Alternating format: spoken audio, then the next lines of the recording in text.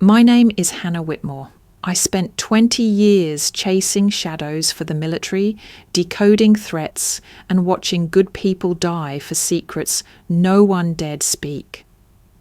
But nothing prepared me for the Cold War I walked into at my grandfather's funeral. My mother looked through me like I was already dead. My brother smirked like he'd won something. And 3 men in tailored suits sat too straight, too still, watching everything. I thought I came home to say goodbye.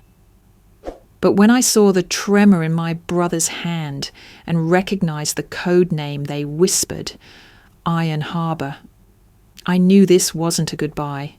It was a trap. The first thing that hit me wasn't the heat, it was the silence. Not the respectful hush you expect at a funeral, but a cold vacuum, like my presence sucked the warmth out of the air. I stepped out of the rental car, wearing my dress blues, freshly pressed, ribbons aligned, boots polished like it was inspection day. My husband, Ethan, remained in the car, sensing what I already knew. This wasn't a welcome, this was a reminder I didn't belong. The funeral home stood stoic at the end of the drive, white brick chipped with age. An American flag draped across the porch railing like a stage prop waiting for its cue. The moment I stepped through the doors, all eyes flicked to me, and then away like I was a ghost, interrupting a scene everyone had rehearsed without me. My mother stood near the guest book, pen in hand, her expression unreadable. She didn't move toward me, didn't offer a hug. Her lips parted like she might say something, then closed again. Instead, she looked down at the pen and said, "You're late." That was it. Marcus appeared from the far end of the room, dressed in a charcoal suit that hugged his frame too perfectly, like he'd tailored it for grief. He raised his glass of bourbon toward me, smirking. "Well, look what the military dragged in," he said loud enough for the surrounding guests to hear. A few chuckled, unsure if it was a joke or a jab. Didn't expect the army's most decorated disappointment to show. I didn't flinch. 2 decades in uniform teaches you when to absorb and when to deflect. I looked him in the eye, then turned to sign the book beside my mother. My hand was steady, my heart less so. Still trying to earn his approval, even now, Marcus muttered as he passed behind me. "Too bad medals don't mean much when you've got no one left to impress." The service hadn't even started, and I already wanted to leave, but I didn't. Because this wasn't about Marcus. This was about Grandpa Gerald, the only person in this family who ever saw me, not just the uniform, not the rebellion, not the estrangement, just me. Inside the chapel, everything was as it should be. Crisp white roses lined the aisle, an organ played softly in the background. A photo of Grandpa in his marine dress stood next to the flag-covered casket, rigid, proud, unwavering. I took a seat in the 3rd row, alone. Ethan remained in the back, understanding the fragile tension in the room. He knew when to give me space. From my position, I saw the subtle glances, aunts whispering, cousins nudging elbows. No one spoke to me directly. They spoke around me, through me. I wasn't part of this tableau anymore. I was the forgotten piece that no longer fit the frame. Marcus sat in the front pew like he was born to lead the mourning. His arm wrapped casually around a woman I didn't recognize. Laughter barely stifled as he whispered into her ear. He was the grieving grandson to the public, but to me, he was a vulture waiting for legacy to turn cold. I looked around at the people gathered, family, friends, acquaintances. Not one of them had written, called, or asked after me in the 5 years I'd been gone. 5 years since I'd set foot in this town. 5 years since anyone here treated me as anything more than a headline or a burden. The chaplain began to speak, Words of honour, legacy, courage. He recited Grandpa's rank, service history, medals. I knew every detail by heart. I'd memorised them as a child, drawn strength from them when mine faltered. But as I sat there, hearing them echoed in the sterile voice of someone who'd never known him, it felt hollow. I leaned forward, resting my gloved hands on my knees, and stared at the casket. Beneath that flag was the last person who ever looked me in the eye and saw worth. And now all that was left was me, surrounded by blood relatives who couldn't wait for me to disappear again. A tear pricked the corner of my eye, but I blinked it back. This wasn't the place for grief. Not here. Not among strangers wearing familiar faces. The chaplain's voice droned on, but my attention drifted. Not out of disrespect, but instinct. A whisper in the back of my mind urged me to look, to scan, to see beyond the grief. That's when I noticed the man 3 pews ahead, sitting stiff and centered like a statue. He wasn't crying, he wasn't even blinking, his hand lifted, subtle, mechanical, brushing the side of his ear. A tiny gesture, but my pulse quickened, a comms device. Not visible, but familiar. Too familiar. You learn the tells in my line of work, the slight neck tilt, the deliberate posture. He wasn't here to mourn, he was here to monitor. I did a slow, quiet sweep of the chapel. 2 more, one near the exit, another standing beside the guest book table. Their suits too clean, their shoes too tactical. No emotion on their faces, no sorrow in their eyes. They weren't grieving, they were calculating. And then came the kicker. Marcus turned around. His gaze met mine for a brief second, but something in his expression shifted when he glanced toward the comms guy. His jaw clenched, his fingers tapped twice on his thigh. Unconscious or not, it was a signal. Then he looked away, pretending nothing had happened. My breath stilled. He knew them. The pieces clicked too fast. Grandpa's warnings, the unfinished sentence in our last call, the one about something starting up again. Iron Harbour, a Cold War operation buried decades ago. Marcus had dismissed it as legend. But what if he'd done more than dismiss it? What if he'd unearthed it? I leaned toward Ethan, still seated quietly in the back. My voice was a breath. We need to go. Now. He blinked, confused, but didn't ask questions. That's what made him a good partner. We stood together, moving with quiet purpose, heads slightly bowed in mock reverence. From the outside, we looked like grieving family stepping outside for air. Inside, I was calculating angles, exits, distance. Outside the chapel, the air was sharper. My fingers trembled, not from fear, but from adrenaline. I pulled open the glove compartment of the rental car and retrieved the old sat phone, still wrapped in its issued canvas sleeve. Ethan gave me a look, not alarmed, just watching. "What did you see?" he asked. I didn't answer. Not yet. I powered on the device. The screen blinked once, then twice, before requesting the encrypted login. My fingers moved from muscle memory. 17 Delta. Code clearance from an operation we never spoke about after retirement. The channel connected. A cold voice answered. Verification required. "This is Whitmore, Lieutenant, U.S. Army retired, 04371 Baker." My voice was flat, emotionless.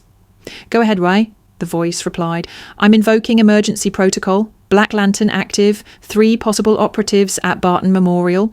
1 connected to known breach subject, Marcus Whitmore.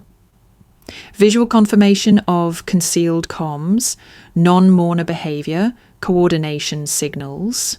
Location of origin, Barton Avenue Funeral Chapel, Georgia." The voice paused for only a second.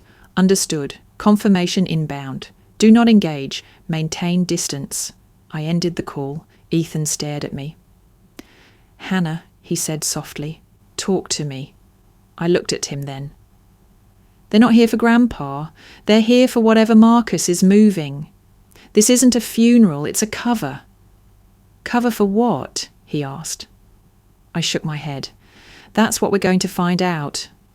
But we don't do it from the pews. We drove away slowly, like any grieving family would. But my mind wasn't grieving anymore. It was moving, hunting, unravelling. My hands steadied on the wheel. The last time Grandpa called me, he sounded scared, but focused. He didn't say goodbye, he gave me a task, and now I had followed the first breadcrumb. The trap had been set, and I had just triggered it. The old cedar trees behind my mother's house stood like sentinels in the moonlight, their branches stiff with memory. I waited until the house had fallen into its usual, uneasy silence. No clinking of dishes, no muffled TV from the den, no soft footfalls from upstairs. Ethan stayed behind in the guest room, feigning sleep while keeping one eye open. We knew the drill: divide and search. The garage had once been my grandfather's sanctuary. It sat detached from the main house, surrounded by weeds now, its red paint long faded to rust. He used to fix everything there, from radios to carburetors to broken promises no one else would touch. I approached quietly, careful not to disturb the gravel underfoot. My breath fogged in the cold night air. The door creaked, but I was prepared for that. I reached behind the side window and pulled out the old spare key. Still there, still taped behind the same loose brick, like Grandpa expected someone would need it one day. Inside, the air smelled of cedar, motor oil, and dust. I stood for a moment, letting my eyes adjust. The pegboard on the wall was mostly intact, but a few tools were missing, 3 sockets and a pair of wire cutters, their empty outlines dustless. Recent, I moved to the workbench. A stack of papers lay haphazardly, some yellowed with age, others strangely crisp. My heart skipped. Grandpa was meticulous. He would never leave papers like this. I lifted the top pile and found a small combination, safe, built into the wall behind a loose panel. It was disguised as part of the shelving, a trick he taught me when I was 13. I ran my fingers over the keypad. My memory reached back to a moment long buried, Grandpa typing in the code one summer afternoon while I looked away, pretending not to count the beeps. 4 tones, a pause, 2 more. I keyed it in. The safe clicked open. Inside, a neatly arranged set of folders. Labels in his handwriting: Operation Iron Harbour, Secure Comms, Asset Movement 1986-2004. My pulse surged. I reached for the Iron Harbour file. The first few pages were typewritten, dated, stamped as declassified. But as I flipped through them, something felt wrong. Pages were duplicated. A few were slightly misaligned. One was printed upside down. Another had a missing seal. These were not originals. Someone had gotten here first, and they had been sloppy. I reached deeper into the safe. There was a compartment below, the kind most people wouldn't even notice. I pried it open with my knife, empty. Whatever Grandpa had hidden here, whatever secrets he trusted this garage to protect, had already been discovered and tampered with. I scanned the room again, slower this time. In the far corner, a faint scuff in the dust. A footprint, too large for Grandpa, too recent. My gut twisted. I flipped to the last page of the Iron Harbour file. Scribbled in the margin, in faint pen, not copies, replacements. I closed the folder, placed it in my backpack, and backed out of the garage slowly, ears straining for any sound outside. Nothing, just wind through trees, but I felt eyes, not paranoia, instinct. Back in the house, I crept into the guest room. Ethan sat up, alert. I handed him the file without speaking. He glanced through it, then looked up. These are tampered. I know, I whispered, which means someone's already playing chess. No, I said softly. They're not playing. They've already made their move. I stared at the closed door of the room across the hall, Grandpa's old bedroom, still sealed since the day he died. Tomorrow I'd open it. But tonight, I had to face the truth. This wasn't a conspiracy theory. Iron Harbour never ended.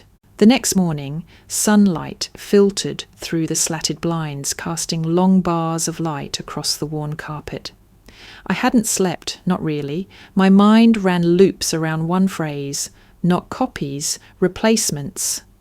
Someone had been in that garage recently, and not just anyone.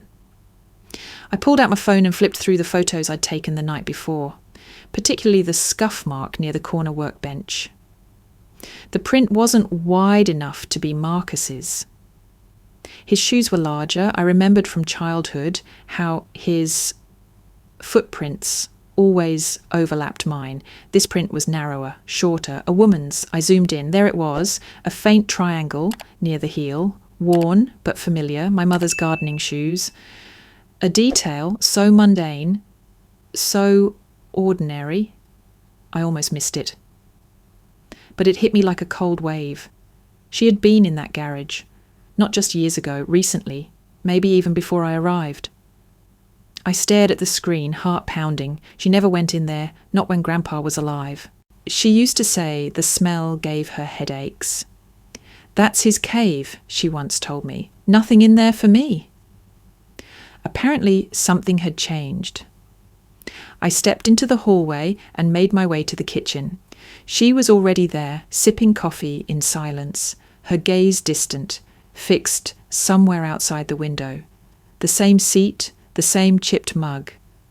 But something in her posture felt tighter. "Did you sleep?" I asked. She nodded without looking at me. "Enough." I leaned against the counter. "I went out to the garage last night." Her eyes flicked to me for the briefest second, then back to the window. "Still snooping around old secrets?" "No," I said carefully, trying to understand them. Silence. I pressed further. "Someone's tampered with Grandpa's files. Iron Harbour. He kept them hidden, but they've been replaced." Still no response. I pulled up the photo on my phone and turned the screen toward her. "These marks, they're from your shoes." Her jaw tightened. "You were in the garage," I said, "after he died?" A long pause. Then she spoke, voice soft but cold. "I didn't touch anything." "But you went in." Another pause. "I had to know what he left behind." I moved closer. "So you did know?" She finally turned to me. "Of course I knew. I was married to your father. I buried secrets long before you ever put on that uniform." That stopped me. I swallowed hard. "Then why didn't you say anything? Why let me think I was chasing shadows?" Her shoulders lifted slightly. A shrug, weighted with fatigue. "Because it was easier to pretend none of it mattered after he was gone, and because Marcus was already too far in." My breath caught. "You knew about him too?" "I suspected," she said. "But I didn't want to believe it. I hoped it was just ambition, not betrayal." A dozen emotions swelled at once. Anger, sadness, betrayal, confusion. But most of all, I felt small again, like the little girl sent to her room for asking too many questions. "You should have told me," I said. "And what would you have done?" she snapped. "Run off like your father?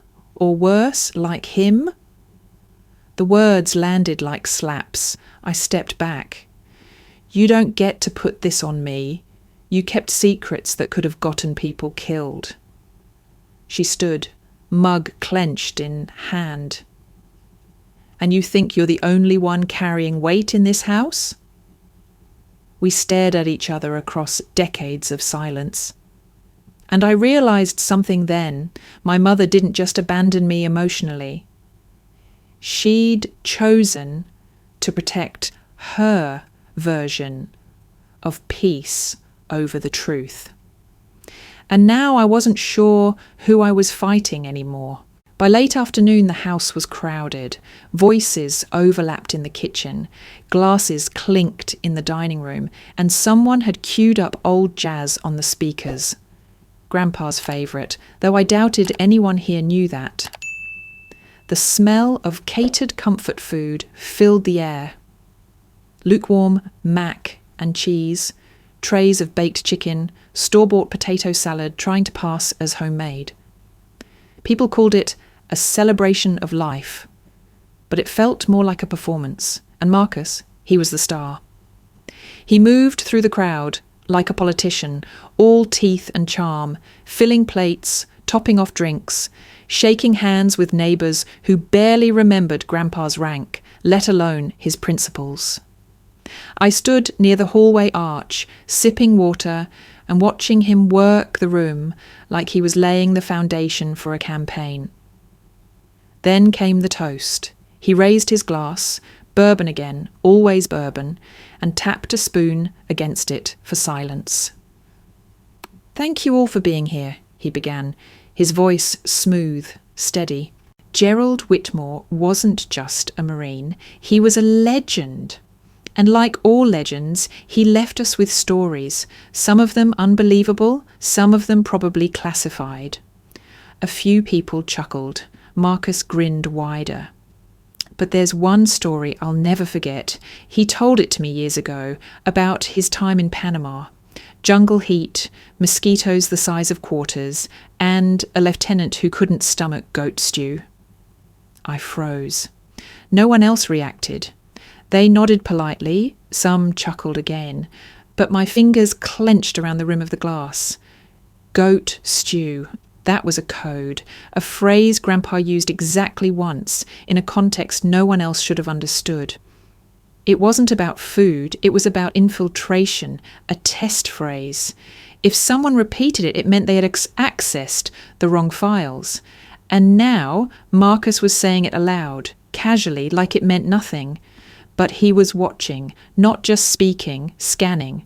His eyes flicked from person to person after the phrase, looking for a twitch, a blink, a spark of recognition. He was baiting the room, testing for a leak. I stepped further into the crowd, heart thudding. I caught sight of Ethan across the room, his brow furrowed slightly. He knew the phrase too. We had reviewed it together once, years ago, when Grandpa warned us of old ghosts wearing new faces. And then I saw her, the woman on Marcus's arm. She laughed at his story, touched his elbow lightly, leaned in with practiced ease. Dark hair, olive skin, dressed sharply, but not flashy. Her posture was too perfect, her engagement too measured. She wasn't a grieving guest. She was assessing the room just like Marcus. And something about her seemed familiar. I narrowed my eyes, mind racing. Where had I seen her before? Afghanistan, Germany, one of the interagency training events? Her laugh was just a little too timed, her movements too symmetrical. Not natural, not really. Marcus raised his glass again. "To goat stew," he said with a smirk, "and the stories will never be able to fact-check." Everyone laughed this time, everyone but me. I turned to Ethan, who had moved closer. His voice was low, serious. That was a signal. "I know," I said. He looked toward the woman. You recognise her?" "Not yet, but she's not here for the potato salad," he exhaled. "So what now?" I stared at Marcus, who was now pouring bourbon into another glass, handing it to a cousin he hadn't spoken to in years. The woman beside him smiled politely, but her eyes kept scanning the crowd, me included. "They're fishing," I whispered, "and I think they just got a bite." We slipped out onto the back porch under the pretense of fresh air. A few guests milled about, smoking, laughing too loudly, numbed by bourbon and obligation. But we kept to the shadows, close enough to see inside, far enough not to be heard. Ethan leaned against the railing, watching Marcus with a tension in his jaw I recognised too well. "You think he's running this alone?" I shook my head. No chance. He's reckless, but not stupid. And did you see her? The way she scanned the room while he baited that code phrase? He nodded. Too smooth, almost trained. Exactly, I said. She's not new to this, and she's not just here for show. Ethan turned to me, his brow furrowed. You sure you don't recognize her? I hesitated, my brain pulling fragments together, her posture, her speech cadence, that laugh. Then it hit me. 10 years ago. Baghdad. Joint operation. Logistics compound outside Camp Slayer. There was a woman I'd served with. Sharp, quiet eyes that never missed a thing. We bunked 2 cots apart for 6 months, shared MREs, debriefed side by side. She was the one who taught me how to find the back door in a compromised signal channel, Riley Kane. And now she was standing next to my brother, smiling like she belonged here. My throat tightened. Her name's Riley, I said. Riley Kane. We served together. Ethan blinked. You're sure? She had a scar on her left collarbone. Knife wound. Training accident. I saw it once during a medivac drill. Just now when she leaned in to whisper to Marcus, I saw the edge of it under her neckline. Ethan exhaled. Damn. The revelation sank heavy in my gut. This wasn't just betrayal from family. This was deeper. This was someone I trusted in combat. Someone who covered my 6 on night patrols, who whispered dumb jokes in the Humvee to keep me awake. She's not just observing, I said quietly. She's handling him. Ethan looked back through the window. Then Marcus is being used too. Or willingly playing his part, I added. Silence settled between us. A cold, familiar void. This wasn't a conspiracy I could explain away with bad timing or misplaced ambition. This was structure, tactic, purpose. She was always ambitious, I said, more to myself than Ethan. Said rules were written by men who never left command tents. And now she's here, he replied, at your grandfather's funeral, standing beside your brother, dropping coded bait in a room full of civilians. I nodded slowly. This isn't a coincidence. It's a message. To you? To anyone listening. I swallowed hard. The edges of my world, already frayed, were splitting further.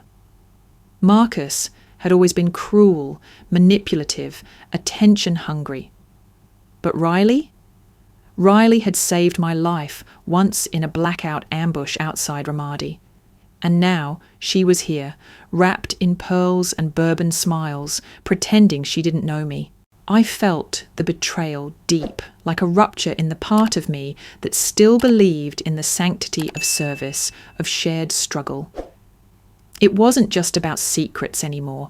It was about erasure, about watching people I once trusted pretend I'd never mattered.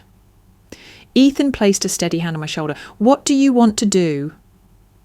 I didn't answer immediately because I didn't know. For the first time since this all began, I felt adrift. Not just from my family, but from the fragments of identity I'd pieced together after war. Marcus hadn't just aligned himself with a threat. He'd brought ghosts from my past to dance at the wake.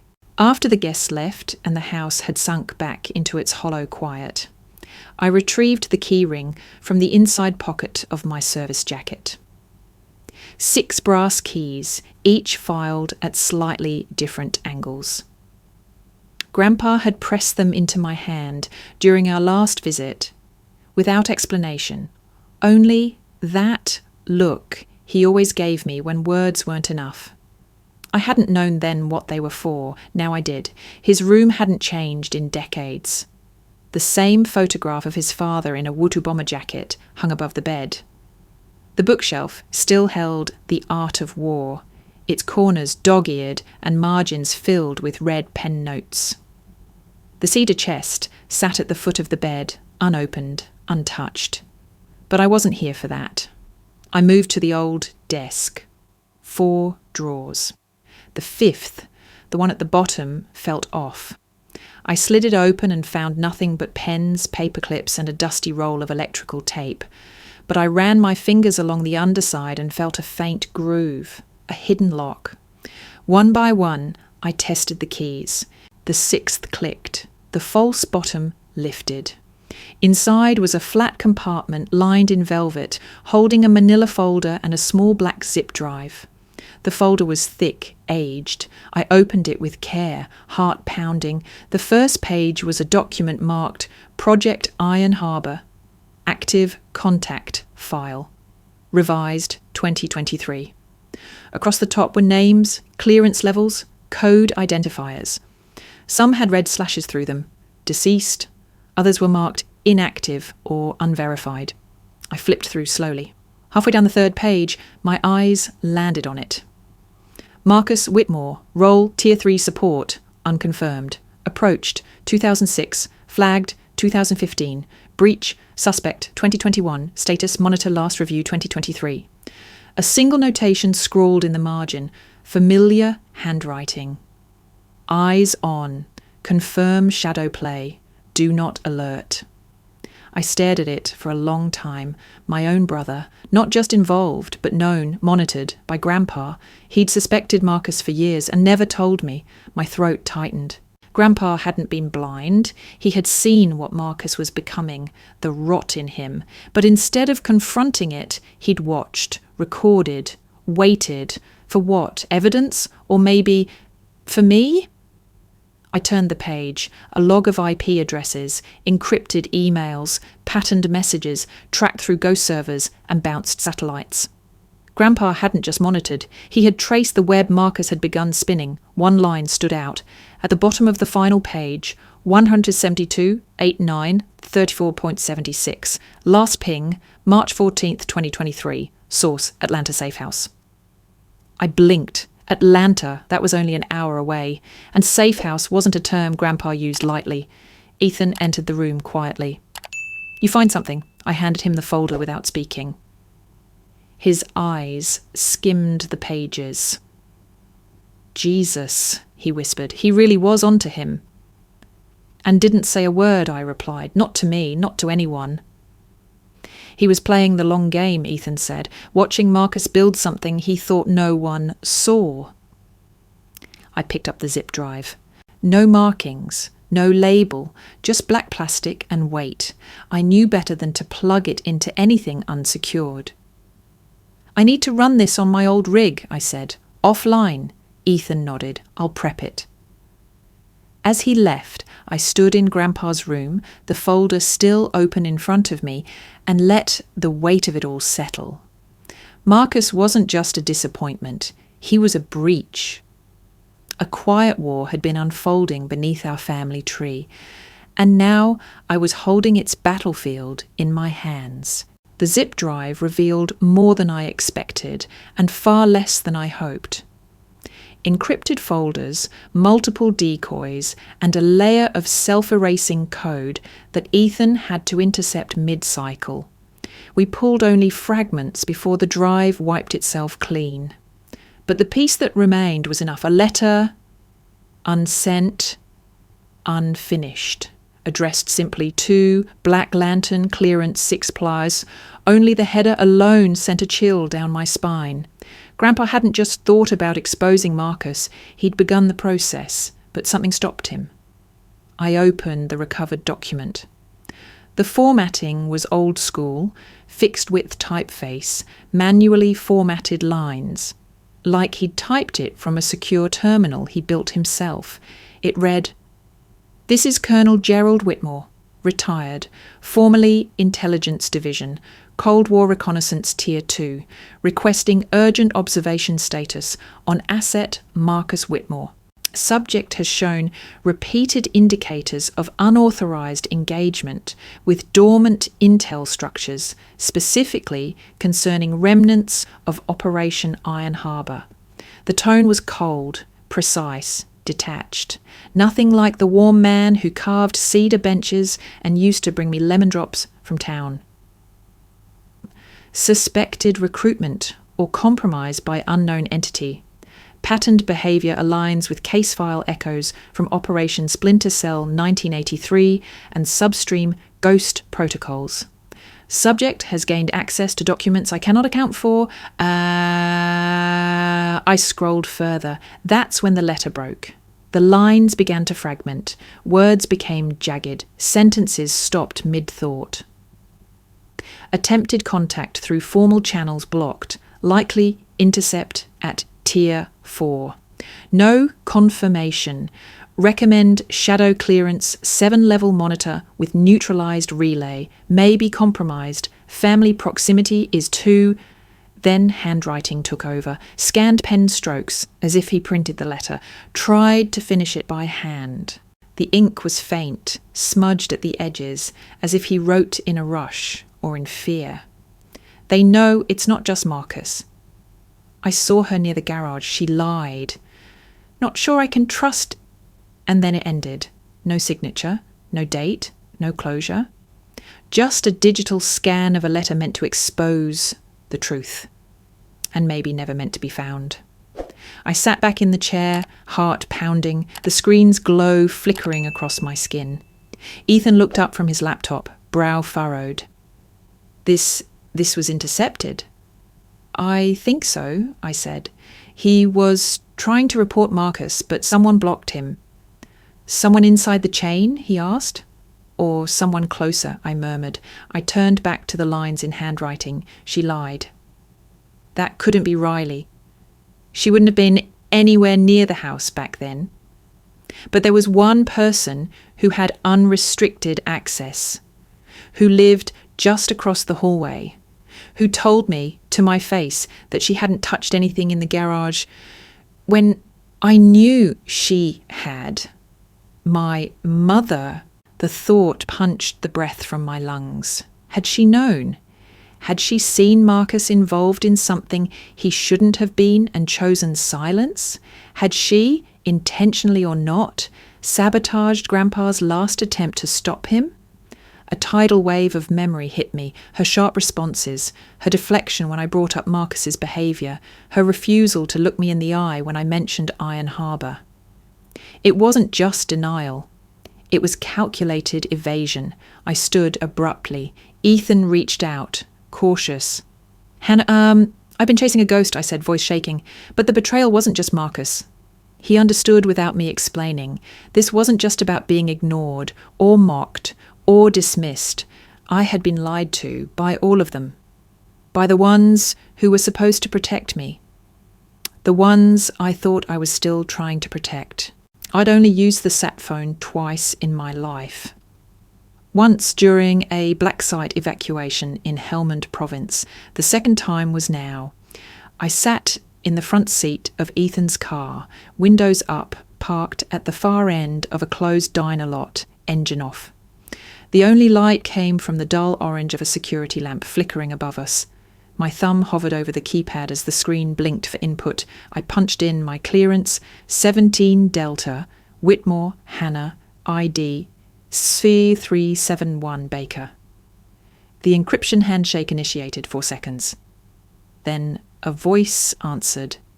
Crisp, neutral, female. Secure line identification? This is Lieutenant Hannah Whitmore, U.S. Army, retired. I'm invoking Protocol 17 Delta.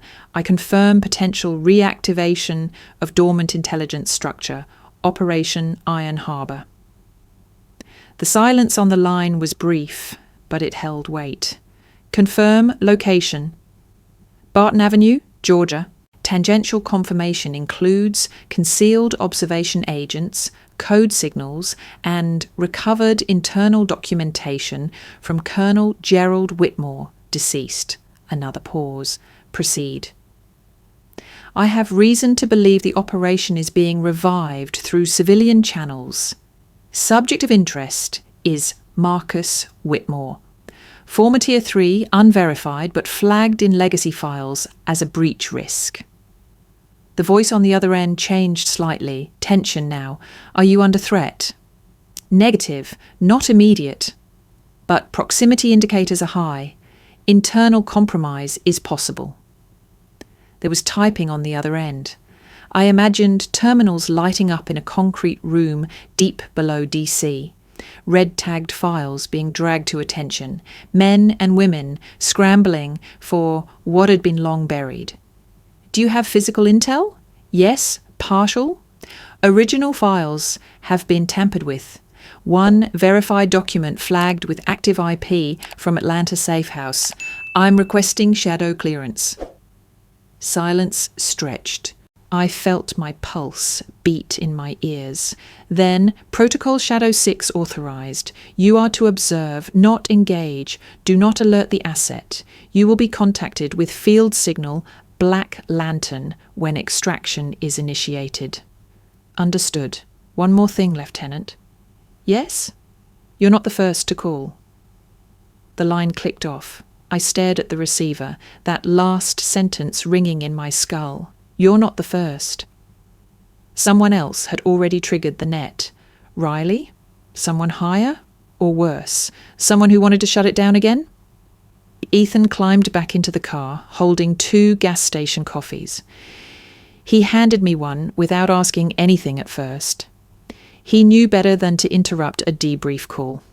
Well? He asked after a few sips. They gave me shadow clearance, I said. I'm to observe. Record, no contact, no engagement. And Marcus? I glanced out the window toward the street beyond the trees, where the house lay cloaked in suburban darkness. He doesn't know I know? Not yet. Then we use that, Ethan said. Set a trap. I nodded slowly. I want to see how far he'll go. We spent the next hour building a digital illusion. Ethan helped me craft a fake file, encrypted, convincing, embedded with false metadata and a hidden tracking pixel. It looked like an upload of an unlisted Iron Harbour asset list. Something valuable enough to lure Marcus, but flawed just enough to out him when he tried to move it. I named the file Panama Prelim Obserd Archive Final.pdf, because of course he'd believe that. By sunrise, I had placed the file in a decoy folder inside Grandpa's garage desktop. It looked forgotten, sloppy. Hidden just behind a weathered file labelled Tax Records 1997. Then I waited.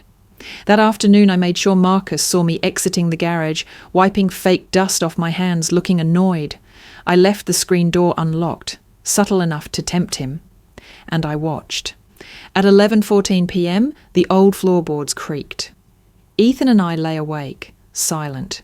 We heard the garage door slide open, just a crack, the sound of rubber soles, then the hum of Grandpa's ancient desktop flickering to life.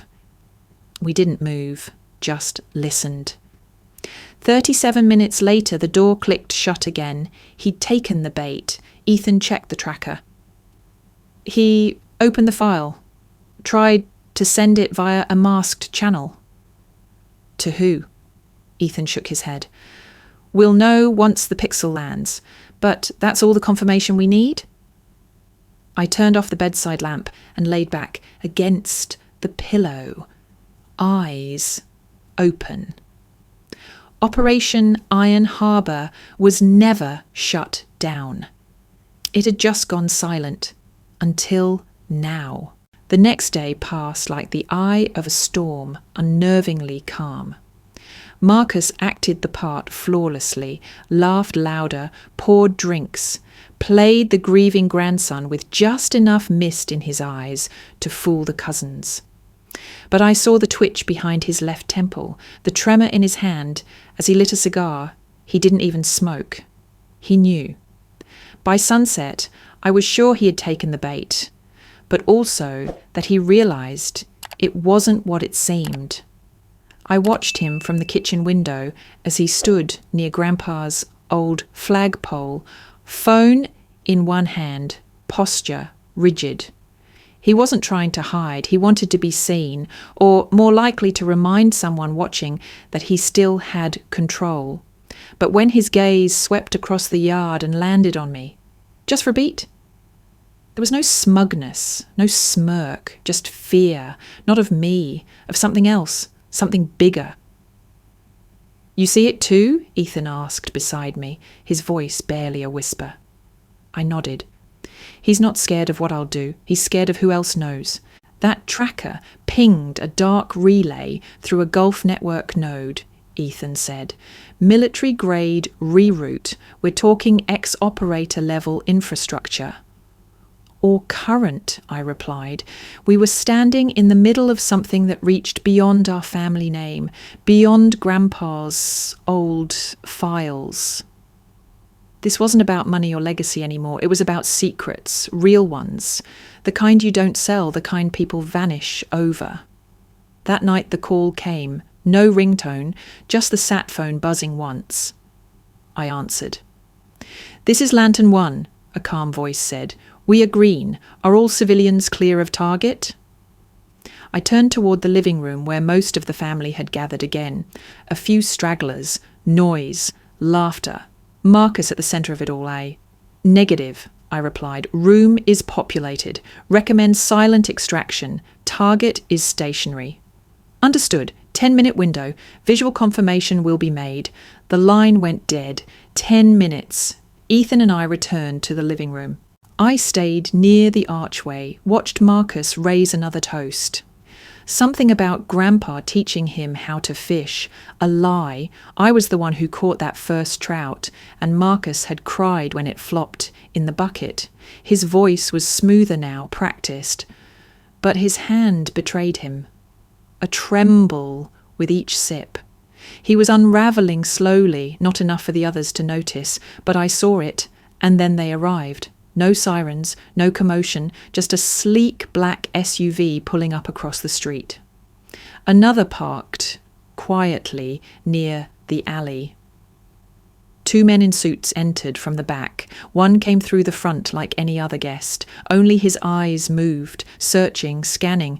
Marcus saw them and didn't run. He didn't flinch, didn't raise his voice, didn't plead. He raised his glass again, as if mid-sentence, and calmly set it on the mantel beside Grandpa's photo.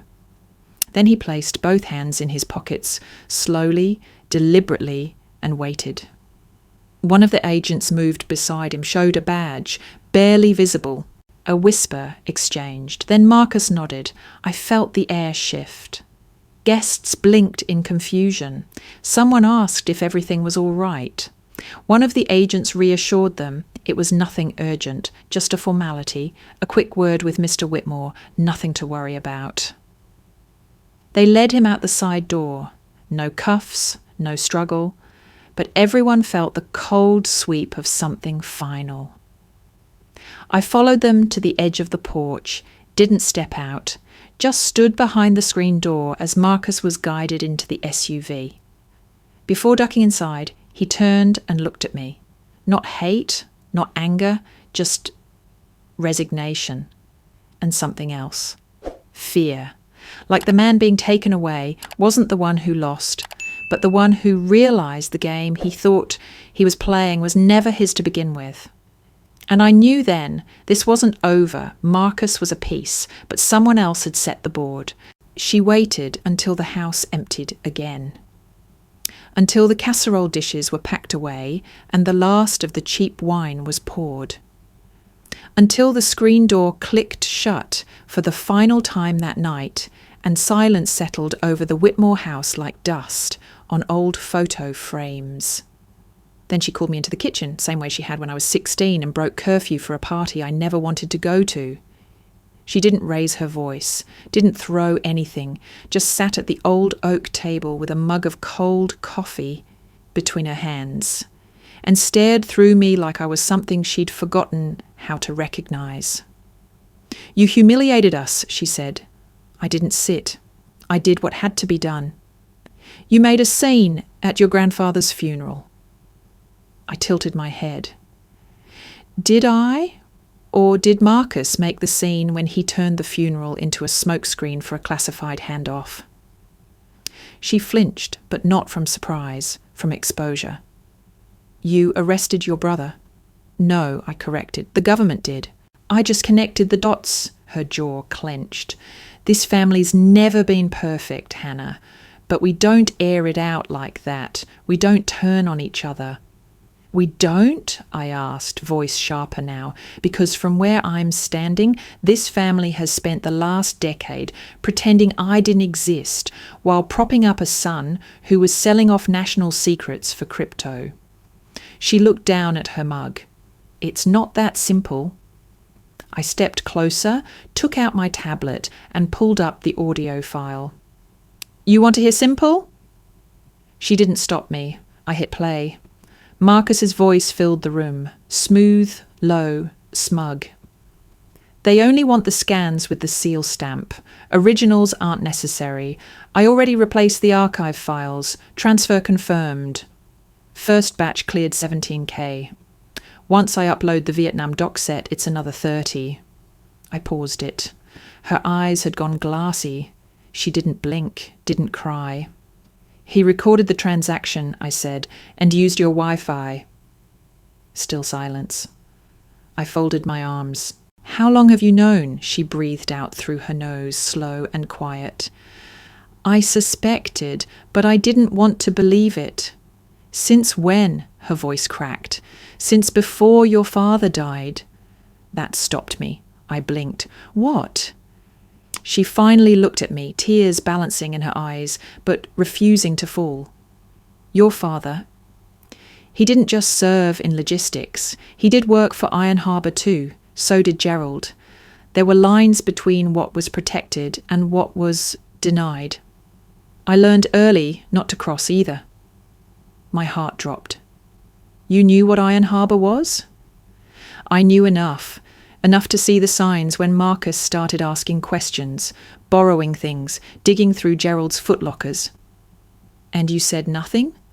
I begged your grandfather to handle it quietly. I thought maybe if Marcus felt seen, he wouldn't keep pushing. That's not how this works, I snapped. No, she whispered, but it's how I wanted it to work.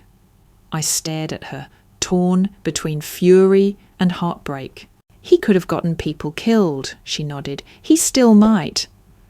Then why didn't you stop him?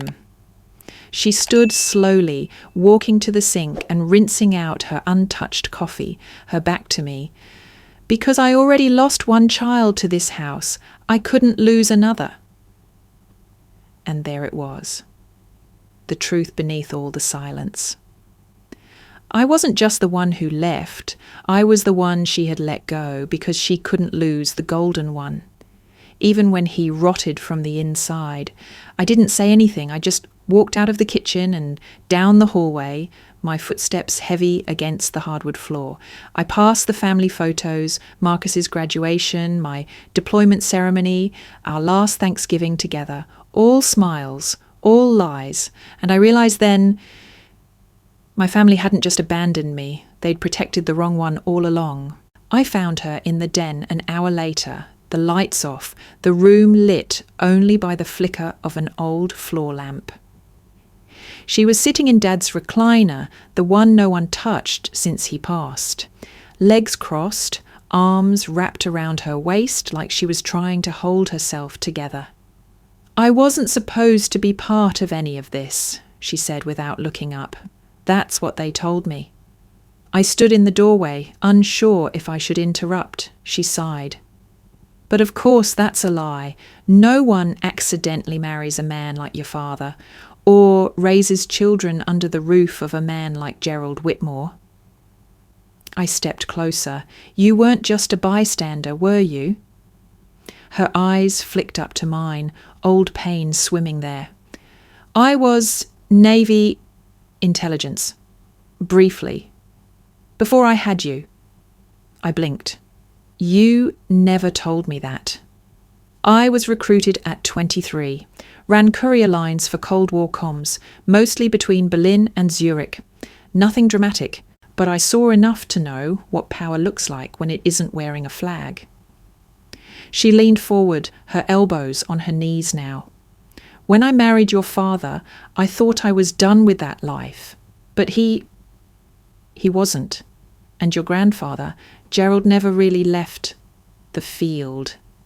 He just built it into our walls. I sat across from her, still reeling. I kept your childhood safe by omission, she continued. I kept the garage off limits. I discouraged questions. I made sure you didn't know. Why? I whispered. Because I didn't want you in that world, she said.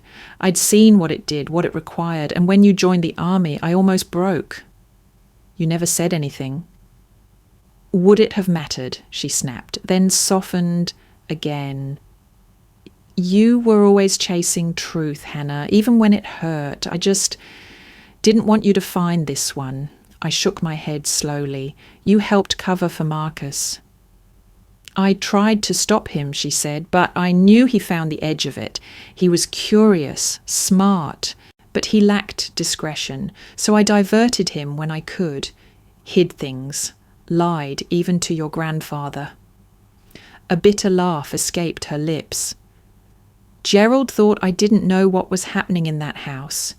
He thought I was just the grieving widow with a knack for polite denial. But I was watching. Always watching. My throat tightened. And when it got out of control, I begged Gerald to confront him, but he refused, said it had to come from within, said exposing Marcus too soon would only push him further underground. I stood up, pacing now. The layers were folding in on themselves. My mother, a former intelligence officer. My grandfather, a lifelong operative. My brother, a breach from within. And me, always the last to know. You could have told me, I said, years ago, any of it. Her voice trembled. You were already gone by then. And when you left, it felt like I had already lost one of you. Except you didn't lose me, I said, turning back to her.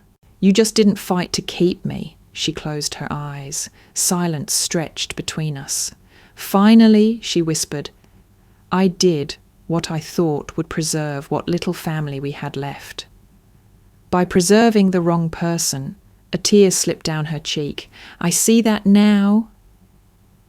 But it was too late. I walked out of the room without another word, into the hallway, into the cold that had always lived in that house.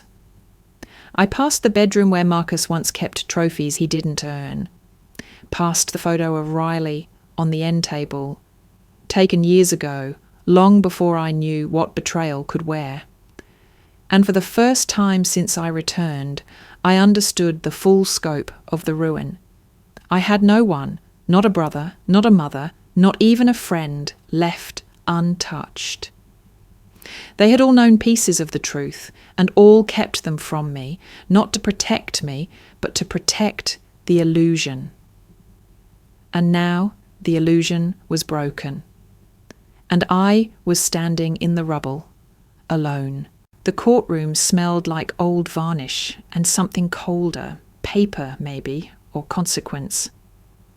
The air was stale in a way that made it hard to breathe, like justice itself had been waiting too long in this room, suffocating under the weight of sealed files and forgotten protocols.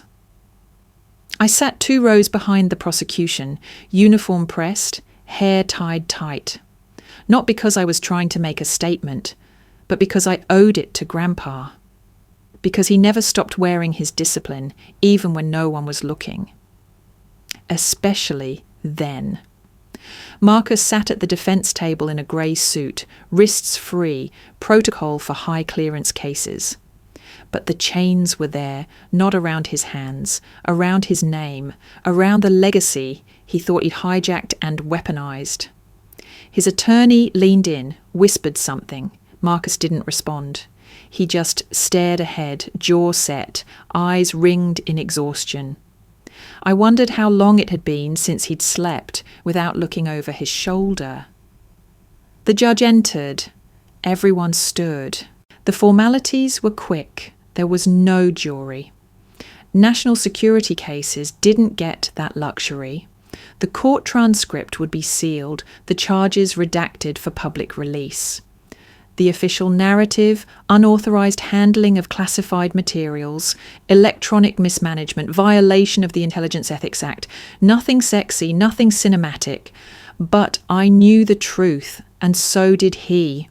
The judge's voice echoed, clipped and practiced. Mr. Whitmore, you have been charged with the unauthorized possession and attempted distribution of legacy classified government documents pertaining to an inactive intelligence initiative known internally as Operation Iron Harbour. You have entered a plea of no contest. A pause. Marcus nodded once. The judge continued. This court finds the defendant guilty on all counts and hereby sentences you to 32 months in federal custody, followed by an additional 18 months of restricted release with continued monitoring. Given the context of your familial proximity to the source of materials and the absence of direct transmission to hostile entities, this sentence is deemed appropriate. The gavel came down, but the moment wasn't over. The judge glanced at Marcus. You may speak, if you wish. Everyone turned to look at him. He stood slowly, unshackled, his stance less arrogant now, more resigned. His gaze swept the room and then settled on me. For a long moment he said nothing. Then, you were right. Just like that. No apology, no grand confession, just 3 words. He didn't blink, didn't look away, just let it hang in the air like the echo of something neither of us could take back. He continued, voice flat, Grandpa chose you. Not because of rank, not because of medals, but because you were the only one who didn't look away. I felt a pressure build behind my ribs. Not pride, not vindication, just grief. He nodded once. You carried it. I tried to own it. That was my mistake. Then he sat. Silence swept the room. Even the judge didn't interrupt it. And in that moment, with every eye in the courtroom focused on us, I felt the final fracture crack down the middle of our family. Not because of what he said, but because I knew he meant it. He understood now. Too late. They led him out of the room quietly. No cuffs, no protest, just the sound of his shoes echoing down the corridor until even that was gone. Outside, the reporters waited, cameras, flashbulbs, voices trying to pull meaning from a trial they weren't allowed to understand. Ethan shielded me with his body as we walked to the car, not because I needed protection, but because it was easier than explaining. The drive back was silent. I held Grandpa's dog tags in one hand the entire way. Not because I needed the weight, but because it reminded me of what hadn't been corrupted. 3 weeks later, I stood at the edge of the parade ground at the South Georgia Military Academy. The same one Grandpa once lectured at when he was asked to inspire a new generation. I never thought they'd ask me to do the same. Maybe someone thought the name Whitmore still carried weight. Or maybe someone read between the lines of a sealed court case and wanted a different kind of story told. I wore civilian clothes this time. Not because I'd shed the uniform, but because the message wasn't about the military. It was about something older, deeper. The cadets, maybe 100 of them, sat in neat rows beneath the shade of the review platform, their faces young, their backs straight, their futures waiting. I stepped up to the mic and let the silence settle. I'm not going to stand here and talk about service, I began. Not because it's not important, but because that's not what nearly broke me. They listened. I spent 20 years in uniform, deployed 4 times, buried brothers and sisters in arms, and none of that compared to the moment I realised my family had kept secrets from me, not to protect me, but to protect the lie. A few of them shifted in their seats. I come from a legacy of service, my grandfather, my father, even my mother. But somewhere along the way, the definition of loyalty in our home got twisted. We stopped serving truth and started preserving image. And when my brother crossed a line, one I couldn't ignore, I had to make a choice. I let that hang. I didn't choose to turn against my family. I chose not to let my family turn its back on honour. The field went still. I know some of you will face choices like that one day, not in a courtroom, but in a briefing room or a mission op, or in the middle of a call you didn't expect. And in that moment, you'll remember this. Silence is easy, but it costs more than you think. I close the speech with a quote Grandpa used to repeat when he thought I wasn't listening. There is more honour in knowing when to watch than when to charge. Then I stepped away from the mic. The applause was respectful, not thunderous, but I didn't need it to be. I wasn't there to be celebrated. I was there to be remembered by the right ones. After the event, I walked across the old brick courtyard, past the mess hall and the flagpole that flew 3 colours: state, federal and academy. Ethan waited by the car, letting me take my time. He knew I needed it. Back at home, I pulled out the cedar box Grandpa had given me when I turned 30. I hadn't opened it since the funeral. Something about it always felt final. But tonight, I felt ready. Inside were his service ribbons, a compass and a tattered copy of Meditations by Marcus Aurelius, his favourite, pages yellowed, spine cracked, but as I thumbed through it, a folded note fell from between the last pages. It wasn't the one I'd read before. This was different, newer ink, a different fold. My name on the front, in his tight, deliberate handwriting. I unfolded it with shaking hands. Hannah, if you're reading this, then you've already made the choice I always knew you'd face. Marcus was never the storm. He was just the cloud that cast the first shadow.